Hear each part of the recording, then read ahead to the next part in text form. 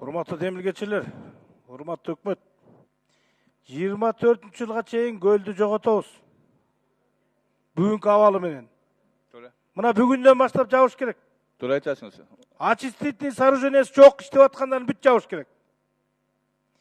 500 метр деп коюптусуңар, 500 метр көлдү сактабайт. Мага сен 1 километр кылып кой.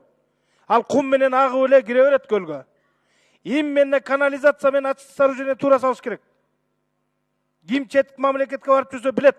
Көлдүн үстүндө турат кээ бир коттедждер. Бир тамчы кир суу кетпейт. Аны чектеп коюптусуңар 500 метр деп.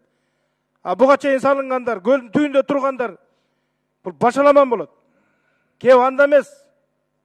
500 метр, 300 метр мен всегда каршы болуп келем. Кеп ошол канализацияны, сууну, инфраструктураны туура колдонуу, туура салуу.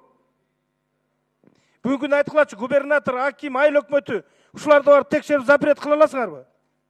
Барбы укугуңар? Жок. Мына айыл өкмөттөр жүрөт. Бизди эч ким укпайт деп. Экетек инспекция жетишпейт. Штрафын салып коет, кетип калат. Туптура айтасыңыз. Ошон үчүн муну айыл өкмөтүнө да укук бериш керек. Акимге да укук бериш керек. Көлдүн жээгинде пансионаттарга. Кол койбосун. Пока биригип алабы, азыр чечки ушундай оборудованиялар бар, заманбап. Бир кишиге, эки кишиге да очистительный сооружение салганга укугу бар. Мүмкүнчүлүгү бар. Салгысы келбейт. Мен мисал кылбай эле коеюн. Кандай уулуу заттар кирип атат көлгө азыр. Баарыбыз эс алып көрүп атабыз. Бир эле көлдүктөр эмес. Бүт кыргызстандыктар билебиз. Ошон үчүн айткым келет, укук бергиле. Эртеңден баштап запрет кылыш керек. Эртеңден, кеч болуп калат. 24-жылга чейин анын бар.